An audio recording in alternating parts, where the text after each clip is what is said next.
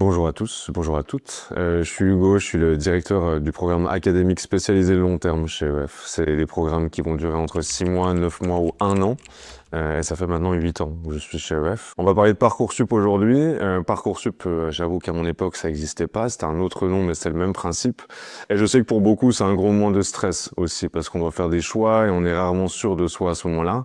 Et l'idée aujourd'hui, c'est de pouvoir parler un petit peu de tout ça pour vous aider, vous accompagner à faire les meilleurs choix par la suite.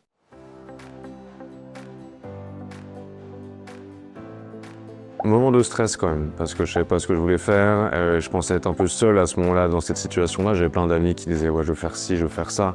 Et c'est vrai que de mon côté, ça n'a pas été évident. En plus, j'ai 2 parents profs, donc à la maison, c'était un peu compliqué. Et donc, depuis, je l'ai beaucoup redécouvert parce que je le découvre au quotidien dans mon travail. J'ai des étudiants tous les jours au téléphone qui nous contactent et surtout leurs parents aussi, en étant un peu perdus, qui ont des questions sur est-ce qu'on peut partir ou non à l'étranger. EF, on a la chance d'avoir le programme académique, donc long terme, qui est cochable sur Parcoursup pour pouvoir permettre aux étudiants de partir une année après leur bac pour trouver ce qu'ils veulent faire, être prêts pour la suite avant le marathon aussi des études. Et donc en fait, je le vis un peu au quotidien maintenant, ce stress, cette découverte-là. Et mon rôle, c'est d'accompagner les parents et les étudiants sur tout le processus.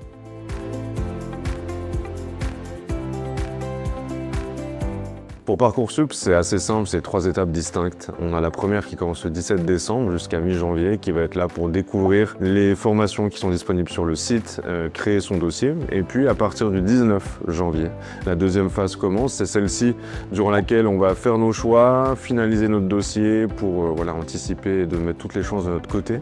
Et puis à partir de juin, on va avoir et on va recevoir les réponses des formations en question pour pouvoir se décider sur quel choix on fait et sur quoi on se tourne pour la poursuite de nos études.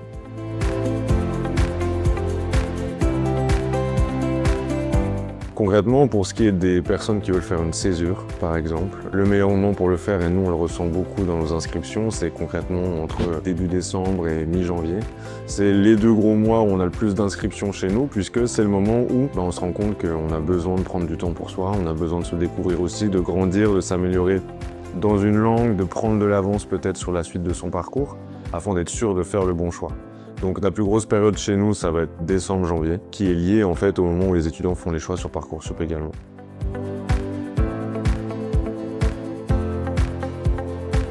Aujourd'hui, et c'était le cas déjà pour moi à l'époque, c'est que 60% des lycéens en terminale, ils savent pas vraiment ce qu'ils veulent faire. Et c'est ça un peu le gros stress de Parcoursup. Et par contre, ce qui est assez triste, c'est que pour tous ceux qui sont en première année post-bac, il y a plus de la moitié qui sont pas épanouis et pas contents dans ce qu'ils font parce qu'ils ont dû faire un choix par défaut trop rapide et qu'ils ont voulu enchaîner directement derrière. Et c'est pour ça que une chose qui est super importante, c'est que ce programme-là en question, de partir un semestre ou une année comme ça à l'étranger, c'est reconnu comme une année de césure. Et donc en fait, on peut le cocher sur Parcoursup.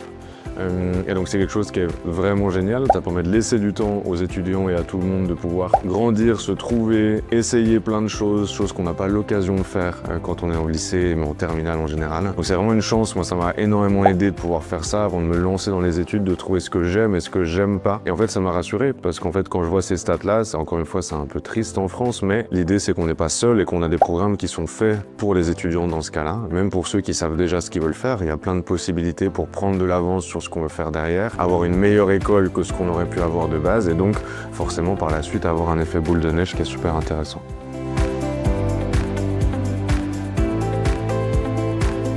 La case année de césure, on peut la cocher durant la deuxième phase, au moment où on fait ses vœux. Et ce qui est chouette, c'est que ça permet quand même de garder ces vœux qui auront été validés s'il y a des vœux qui sont validés dans les semaines et dans les mois qui suivent, et de pouvoir les garder pour l'année d'après. Donc en fait, vous perdez pas vos vœux si vous voulez quand même faire une année de césure. Si vous avez une école que vous visez, vous la prenez dans vos choix, vous êtes pris dans cette école-là, et vous pouvez quand même partir en année de césure. La majorité des écoles vont vous garder dans vos vœux comme ça.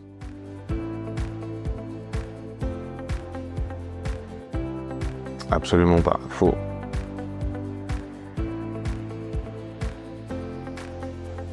Faux.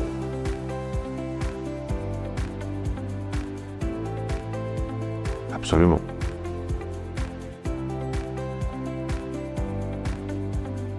Alors comment ça se passe sur place quand on part un semestre ou une année à l'étranger comme ça, post-bac? D'ailleurs, je précise, c'est la majorité de nos étudiants qui partent post-bac aussi. Déjà, on s'occupe de tout. On s'occupe de l'hébergement, des repas, des cours, des formations, des activités, des voyages qu'on peut proposer sur place, donc vraiment tout est compris. Sauf le shopping perso, bien évidemment, ça c'est vous qui gérez. Et donc l'idée, c'est d'avoir des cours par demi-journée. Une demi-journée de cours et de formation et une demi-journée de libre, du lundi au vendredi aussi tous les jours. Durant ce temps libre, on a plusieurs options. La première, c'est de participer aux activités qui sont proposées par EF. EF, on propose des activités tous les jours, du lundi au dimanche. Ça peut être sur des demi-journées, des événements en soirée, ça peut être un voyage le week-end dans une autre ville ou une autre destination, et ça, c'est carrément cool. C'est aussi un peu ça l'expérience EF. À côté de ça, on peut aussi découvrir sa destination comme on a envie, d'être en immersion, profiter de l'effet d'immersion avec ses amis, de visiter. Et il y a aussi une troisième option qui est, je trouve, très intéressante et très importante à cet âge-là surtout. C'est qu'on peut également vous aider à trouver des petits jobs aussi durant votre temps libre. Ça permet déjà d'être indépendant sur place et d'autonome financièrement, donc ça c'est chouette quand on a 17, 18, 19 ans. Mais à côté de ça, ça permet surtout d'avoir des expériences pro à l'international sur son CV. Chose, j'imagine dans votre entourage, il y a peu de vos potes qui ont déjà des expériences pro à l'international, donc imaginez à quel point ça peut faire la différence par la suite. Donc ça c'est pour le temps libre. Soit les activités de F, soit profiter de la destination, soit on vous aide à trouver un job aussi sur place. Et pour ce qui est des cours, qui est quand même le cœur de ce qu'on propose et ce sur quoi moi je travaille beaucoup, déjà, tout est sur mesure. C'est des petits groupes qui sont faits en fonction de vous. Ça sera le même âge à peu près, à 1 ou 2 ans près, comme la bande de potes que vous avez tous les jours. Ça sera par contre exactement le même niveau de langue que vous. Il y a énormément de niveaux différents, c'est très précis. Et surtout, ce que j'ai préféré et que je préfère toujours, c'est que vous allez être avec des étudiants de nationalités différentes. C'est un peu ça le but. Il y a toujours entre 30 à 60 nationalités différentes de votre âge dans chacune de nos écoles.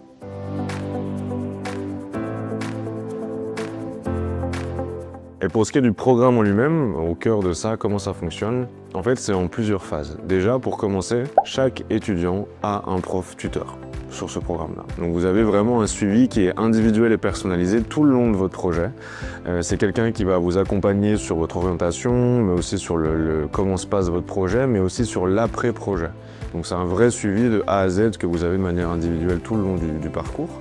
Et donc, première phase, on reprend vos bases. On reprend là où vous en êtes dans la langue que vous avez choisie, donc anglais, coréen, espagnol, peu importe.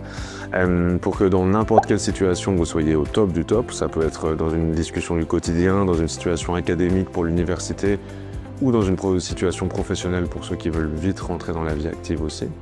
Et la deuxième partie, celle qui moi m'a beaucoup aidé personnellement, c'est que vous allez pouvoir choisir des cours de spécialisation.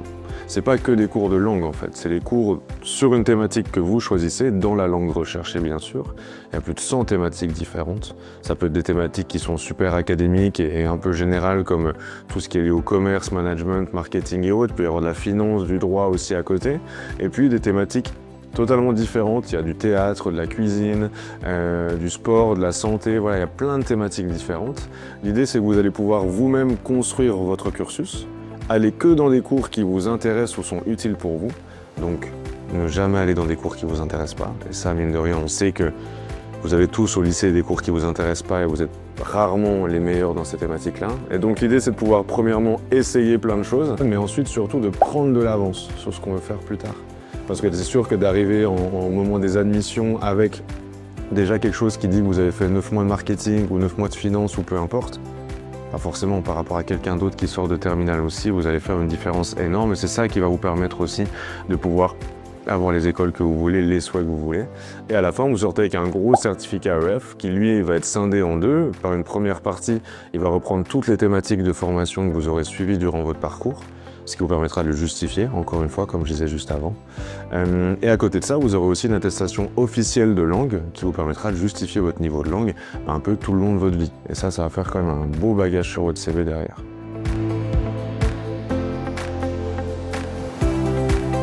Ce qui m'a par contre, moi, pas mal changé, ça c'est sûr, c'est l'aspect social en fait. C'est de me rendre compte qu'il y a plein d'autres jeunes de mon âge qui viennent du monde entier et en fait qui sont soit dans la même situation que moi, c'est-à-dire qu'ils savaient pas ce qu'ils voulaient faire, ou à l'inverse d'autres qui savaient très bien ce qu'ils voulaient faire et qui ont été très inspirants aussi pour moi. Quand on a 18 ans, ça fait grandir, on va pas se le cacher, c'est très cliché, hein. Mais en tout cas, c'est vrai que ça fait une grosse différence. Déjà, il n'y a pas une personne qui dit bonjour de la même manière le premier jour. Et donc ça, je m'étais préparé à tout, sauf à ce moment-là. Donc j'avoue que ça, je m'en rappellerai toujours, ça c'est clair. D'avoir un réseau réseau déjà d'amis à l'international qui est entre nous très stylé, mais surtout un réseau pro pendant quelques années qui va être super intéressant. La majorité des étudiants qui partent avec nous, soit vont travailler dans un pays étranger derrière, ou ont l'entreprise qu'ils veulent aussi ici, ou l'école qu'ils veulent ici aussi. Donc socialement, de découvrir un pays seul ou avec les amis qu'on rencontre sur place, de suivre un mode de vie un peu différent, de se responsabiliser, de grandir, d'avoir une ouverture d'esprit qui est bien plus importante que ce qu'on pensait avoir de base. Ça, c'est quelque chose en tout cas qui m'a permis d'évoluer un peu partout, et c'est pour ça que je fais ce poste-là précisément. C'est pas simplement de rendre bilingue quelqu'un, c'est vraiment de pouvoir lui permettre de prendre un step et un niveau supplémentaire sur tous les aspects possibles un petit peu d'une vie à cet âge-là.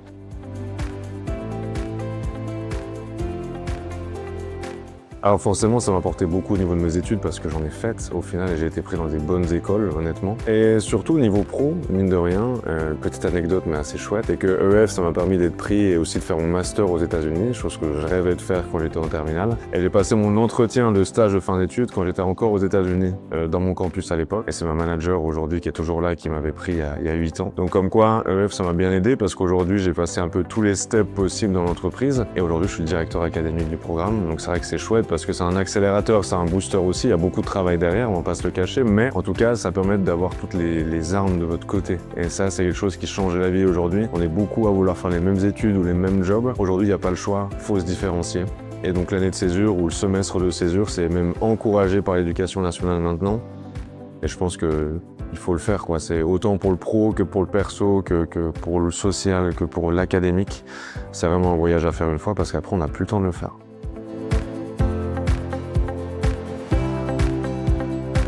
Et maintenant, je m'adressais un peu potentiellement aux parents qui peuvent être un peu sceptiques ou qui peuvent être aussi dans une période de stress parce que leurs enfants ne savent pas forcément ce qu'ils veulent faire ou ne savent pas par quel biais arriver à leur fin.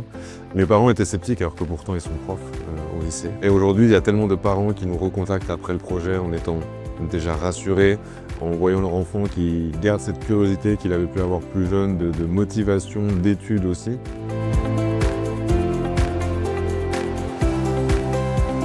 Donc aussi pour tous les parents et pour tous les étudiants aussi, honnêtement cocher cette case année de césure, c'est un peu comme ouvrir un peu une parenthèse, mais c'est une parenthèse qui peut vraiment tout changer pour vous derrière. J'en suis le premier touché et convaincu, c'est aussi pour ça que je suis là. Donc n'hésitez pas.